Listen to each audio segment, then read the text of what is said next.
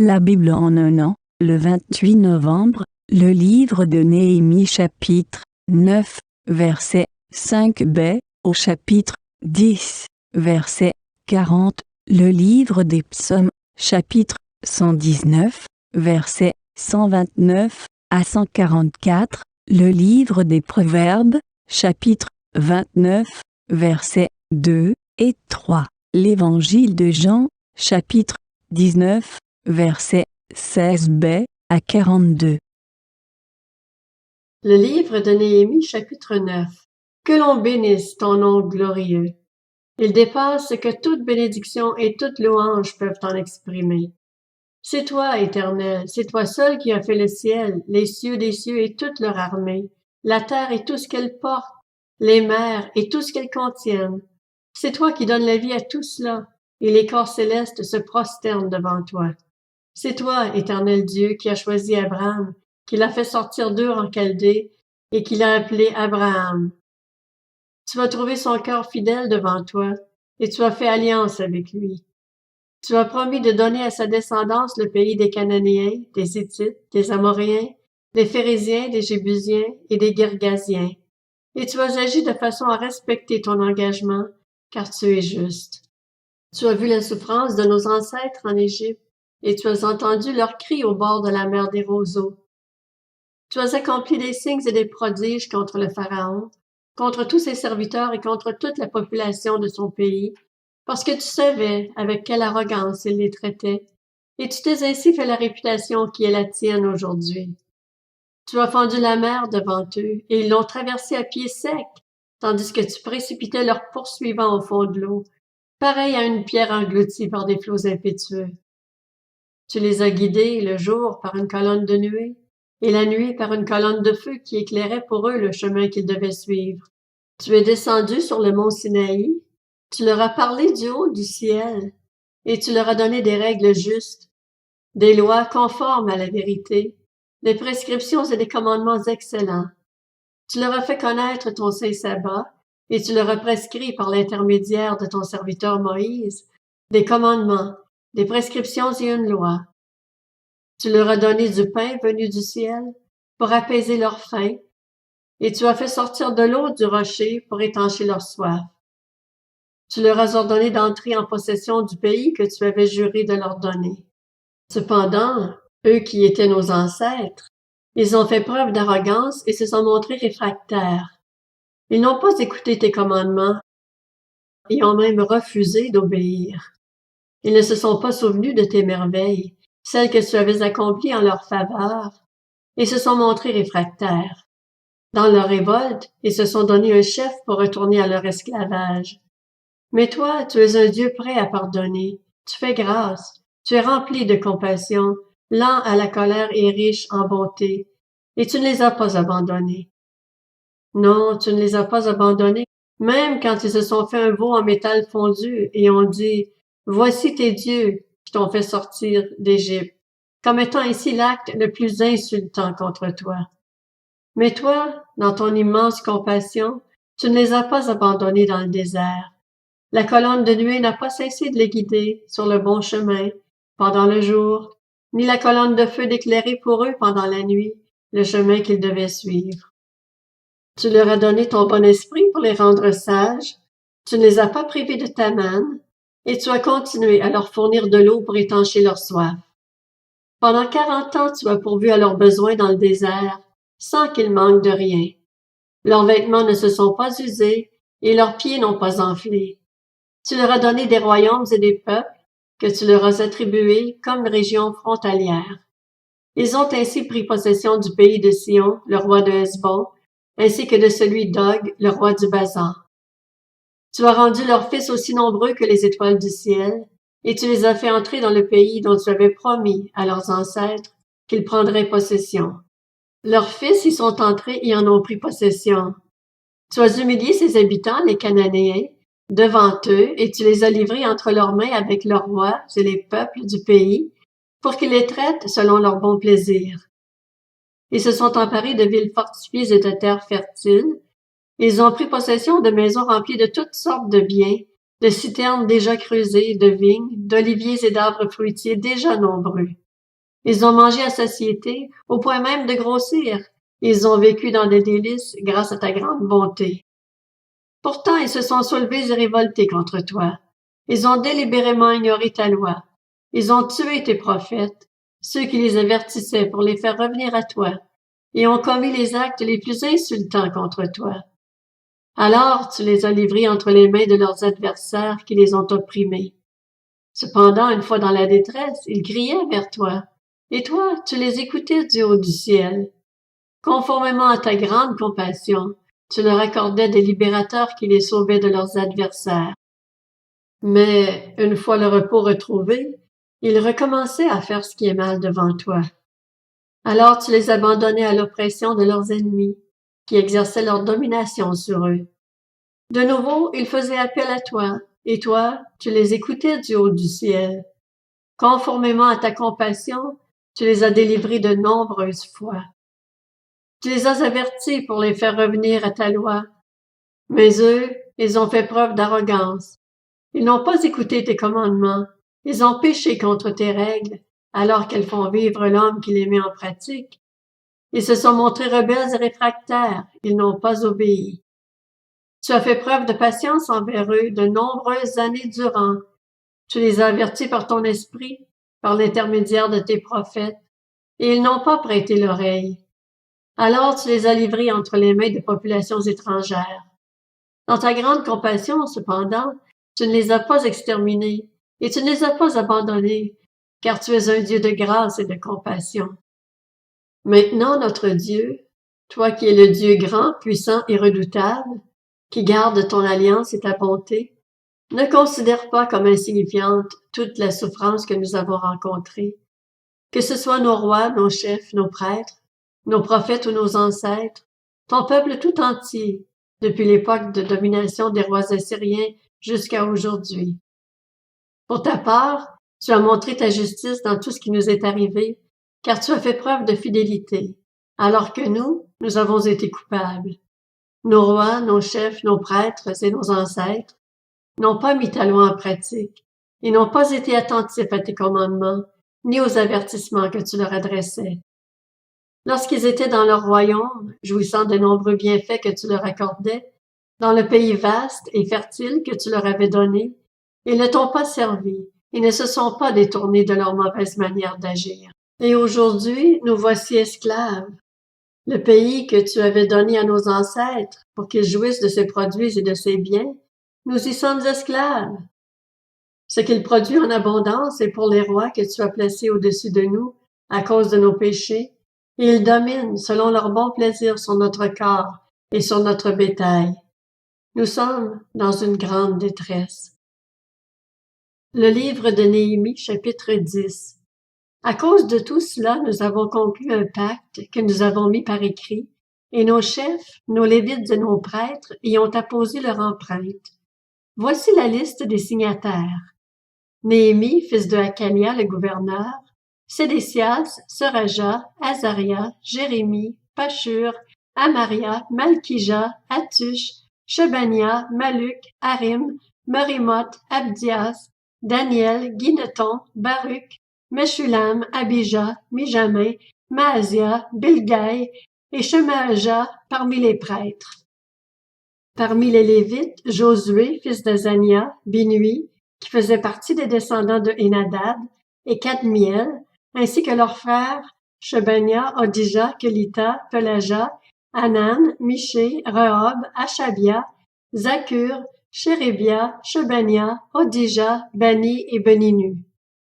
Parmi les chefs du peuple, Pareosh, Pakat Moab, Elam, Zatu, Bani, Buni, Asgad, Bébaï, Adonijah, Bigvai, Adin, Ater, Ézéchias, Azur, Odija, Hashum, Bethsaï, Arif, Anatot, Nebai, Magpiash, Meshulam, Ézir, Meshézabeel, Tsadok, Jadua, Pelassia, Anan, Anaja, Osé, Ananja, Ashub, Alokesh, Pilka, Shobek, Reum, Ashabna, Maaseja, Akija, Anan, Ana, Maluk, Harim et Baana.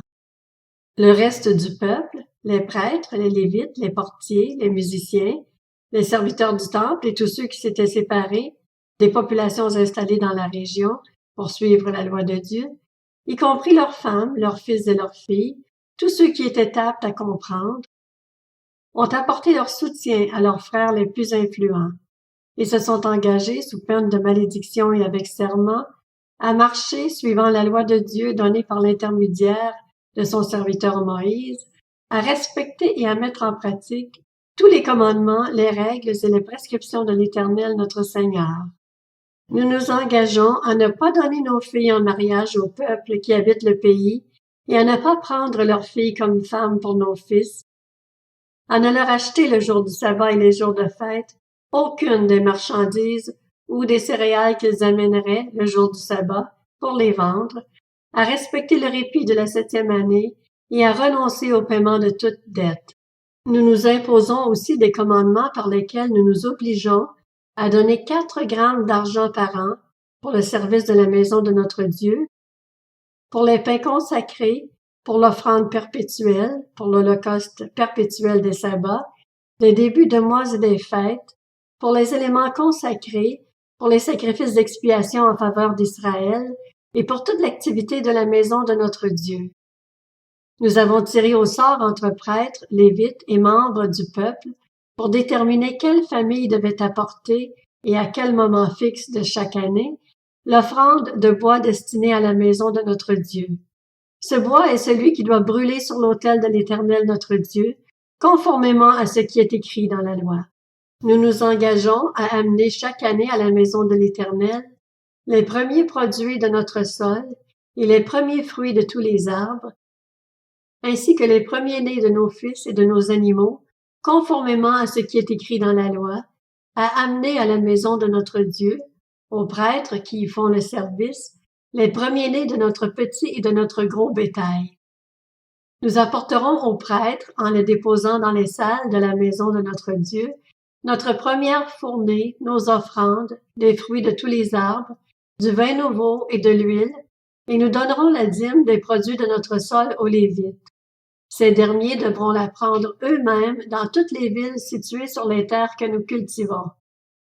Le prêtre en service, issu d'Aaron, devra accompagner les Lévites quand ils prélèveront la dîme, et ceux-ci devront apporter la dîme de cette dîme à la maison de notre Dieu, dans les salles de la maison du trésor. En effet, c'est dans ces salles que les Israélites et les Lévites doivent apporter les prélèvements de blé, de vin nouveau et d'huile. C'est là que se trouvent les ustensiles du sanctuaire et que se tiennent les prêtres qui font le service, les portiers et les musiciens. Nous n'abandonnerons pas la maison de notre Dieu. Le livre des Psaumes, chapitre 119. Tes instructions sont admirables, c'est pourquoi je les garde. La révélation de tes paroles est claire, elle donne de l'intelligence à ceux qui manquent d'expérience. J'ouvre la bouche et je soupire, car j'ai soif de tes commandements. Tourne-toi vers moi et fais-moi grâce, comme tu le fais pour ceux qui aiment ton nom. Affermis mes pas dans ta parole et ne laisse aucun mal dominer sur moi. Libère-moi de l'oppression des hommes afin que je garde tes décrets. Fais briller ton visage sur ton serviteur et enseigne-moi tes prescriptions. Mes yeux versent des torrents de larmes parce qu'on ne respecte pas ta loi. Tu es juste, Éternel, et tes sentences sont équitables. Tu fondes tes instructions sur la justice et sur une grande fidélité.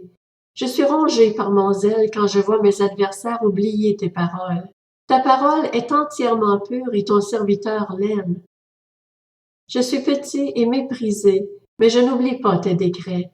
Ta justice est une justice éternelle et ta loi est la vérité. La détresse et l'angoisse se sont emparées de moi, mais tes commandements font mon plaisir. Tes instructions sont éternellement justes. Donne-moi l'intelligence pour que je vive. Le livre des Proverbes, chapitre 29. Quand les justes se multiplient, le peuple est dans la joie. Quand le méchant domine, le peuple gémit. L'homme qui aime la sagesse réjouit son père, mais celui qui fréquente des prostituées gaspille sa fortune. L'Évangile de Jean, chapitre 19. Ils prirent donc Jésus et l'emmenèrent. Jésus, portant sa croix, sortit de la ville pour aller vers l'endroit appelé le Crâne, qui se dit en hébreu Golgotha. C'est là qu'ils le crucifièrent, et avec lui deux autres, un de chaque côté et Jésus au milieu. Pilate rédigea aussi un écriteau qu'il plaça sur la croix. Il y était écrit « Jésus de Nazareth, le roi des Juifs ». Beaucoup de Juifs lurent cette inscription parce que l'endroit où Jésus fut crucifié était près de la ville. Elle était écrite en hébreu, en grec et en latin. Les chefs des prêtres des Juifs dirent à Pilate, « N'écris pas le roi des Juifs, mais plutôt cet homme a dit, je suis le roi des Juifs. » Pilate répondit, « Ce que j'ai écrit, je l'ai écrit. » Après avoir crucifié Jésus, les soldats prirent ses vêtements et en firent 4 parts, une pour chaque soldat. Ils prirent aussi sa tunique, qui était sans couture, d'une seule pièce depuis le haut jusqu'en bas. Ils se dirent entre eux, « Ne la déchirons pas, mais tirons au sort pour savoir à qui elle sera. » C'est ainsi que s'accomplit cette parole de l'Écriture. Ils se sont partagés mes vêtements, et ils ont tiré au sort mon habit. Voilà ce que firent les soldats. Près de la croix de Jésus se tenait sa mère, la sœur de sa mère, Marie la femme de Clopas et Marie de Magdala. Jésus vit sa mère et près d'elle le disciple qu'il aimait. Il dit à sa mère, « Femme, voici ton fils. » Puis il dit au disciple, « Voici ta mère. » Dès ce moment-là, le disciple la prit chez lui. Après cela, Jésus, qui savait que tout était déjà accompli, dit, afin que l'Écriture se réalise pleinement, « J'ai soif. » Il y avait là un vase plein de vinaigre. Les soldats en remplirent une éponge, la fixèrent à une branche d'hysope et l'approchèrent de sa bouche. Quand Jésus eut pris le vinaigre, il dit, « Tout est accompli. » Puis il baissa la tête et rendit l'esprit. C'était la préparation de la Pâque, et ce sabbat allait être un jour solennel. Craignant que les corps ne restent en croix pendant le sabbat, les Juifs demandèrent à Pilate qu'on brise les jambes aux crucifiés et qu'on enlève les corps. Les soldats vinrent donc briser les jambes du premier, puis du second des condamnés qui avaient été crucifiés avec Jésus. Quand ils s'approchèrent de lui, ils virent qu'il était déjà mort. Ils ne lui brisèrent pas les jambes, mais un des soldats lui transperça le côté avec une lance, et aussitôt il en sortit du sang et de l'eau. Celui qui a vu ces choses en rend témoignage, et son témoignage est vrai. Il sait qu'il dit la vérité, afin que vous croyiez aussi. En effet, cela est arrivé afin que ce passage de l'Écriture soit accompli. Aucun de ces os ne sera brisé. Ailleurs, l'Écriture dit encore, « Ils verront celui qu'ils ont transpercé. » Après cela, Joseph d'Arimathée, qui était disciple de Jésus, mais en secret par crainte des chefs juifs, demanda à Pilate la permission d'enlever le corps de Jésus. Pilate le lui permit. Il vint donc et enleva le corps de Jésus. Nicodème, l'homme qui auparavant était allé trouver Jésus de nuit, vint aussi. Il apportait un mélange d'environ 30 kilos de myrrhe et d'aloès. Ils prirent donc le corps de Jésus et l'enveloppèrent de bandelettes avec les aromates, comme c'est la coutume d'ensevelir chez les Juifs. Or, il y avait un jardin à l'endroit où Jésus avait été crucifié, et dans le jardin, un tombeau neuf où personne encore n'avait été mis. Ce fut là qu'ils déposèrent Jésus, parce que c'était la préparation de la Pâque des Juifs et que le tombeau était proche.